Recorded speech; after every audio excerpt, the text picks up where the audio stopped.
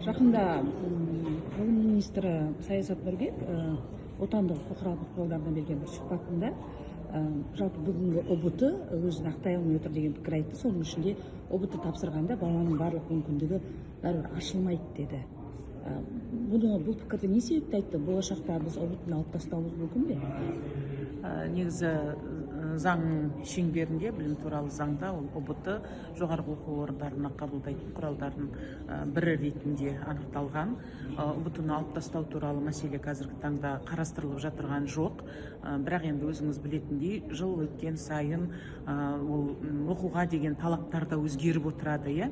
Қазіргі таңдағы ұбт-ның тапсырмалары ол білімдік негізге негізделген, қандай нелеріңіз аналитикалық ойлау, тағы да басқа бір зерттеушілік қабілеттерді анықтайтын сұрақтар аздау, ол бар енді, бірақ аз. Сондықтан енді әрі қарай дамытуда біздер бұл жоғарғы оқу орындарына қабылдауда оқушының мектепте алған білімімен қатар оның дағдыларын да анықтайтын құралдарды қарастырмақшымыз. Осы ретте біздер үлкен өзінің әлемде жақсы көрсеткіштерін көрсеткен халықаралық тестілердің негізінде ЭТС компаниясымен бірге біздер осы ұбт-ның тапсырмаларына қатысты сұрақтарды, сол дағдыларды анықтауға көбіректеу көңіл бөлетін жағына қарай қазір қарастырып жатырмыз. Бірақ айтып кететінім, ол биылғы жылдың талапкерлеріне оның ешқандай қатысы жоқ. Ол біртіндеп жүйелі түрде зерттеуден кейін біздердің қажетті тестологтарымызды дайындап, сосын тиісті жұмыстарды жүргізгеннен кейін біртіндеп енгізілетін болады. Яғни ұбт-ға тағы да өзгеріс енгізілуі мүмкін? ұбт-ның форматына емес, ұбт-ның тапсырмаларының мазмұнына қарай ол дағдыларды қаншалықты қалыптасқандығын анықтауға арналған сұрақтарға көбірек көңіл бөлетін. Неге бұл өзгеріс қажет болып болды? Қазір ұбт бір жолға қойылған сияқты. Балалардың бәрі психологиялық дайын, бұрынғыдай бір қатты не жоқ.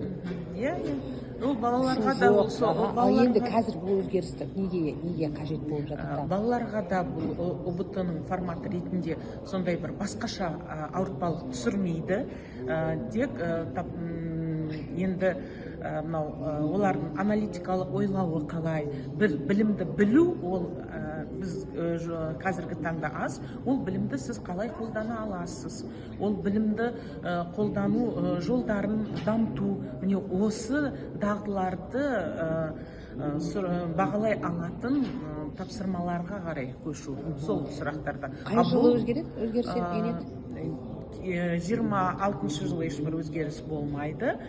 Жаймен деп пилотпен бастаймыз. 27-ден олар массовы жаппай көшпейміз. Біртіндеп жаймен саты-сатысымен сол сұрақтарға қарай көшеміз. Бұл өзгеріс тағы да келесі түлектерді тағы да бір әбігерге түсірмей ме? Жоқ, түсірмейді. Онсыз да ұбт-ге балаларда стресс қой кәдімгі. ұбт-ға дайындалған кезінде ол жаттанды дайындық болмайды. Бұлдай көшіруде бұл сіздің игерген біліміңізді қолдана алатыныңызға, ертеңгі күні жоғары білімді алу кезінде аналитикалық ойлауларыңызды және қандай бір сыни тұрғыдан ой пікірлеріңізді қаншалықты көрсете аласыз, сондай сұрақтарға ауысады. Ол бір қосымша бір қандай да бір мектептің бағдарламасына өзгерісті немесе бір ұбт-ның форматының өзгеруіне әкелмейді. Жалпы бұндай жаңашылдықтар, реформалар түлектер үшін ауыр болмай ма? Неге өзгерте береміз? Неге бізде тұрақтылық жоқ? Ол мен айтушы едім, бұл жағдайда тұрақтылық бар біздерде.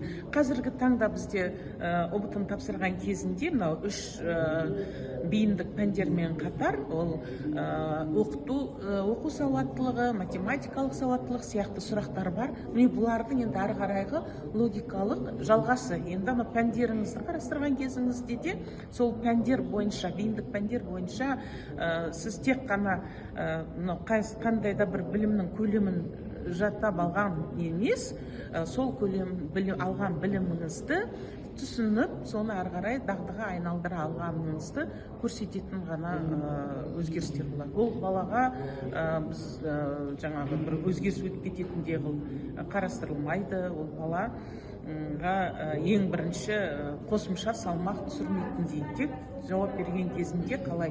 Бұл өмірдің де өзінің өзгерісі. Қазіргі таңда сіз білесіз, бүгінгі сұрақта да жасанды интеллект бар, әртүрлі ақпараттық технологиялар бар. Білім алудың қазір шеңбері кеңейіп кетті. Енді сол көп ақпаратты өңдеу кезеңінде ол ақпараттарды қолдануды бағалау да өзгеріп отыруы, ол заңды құбылыс.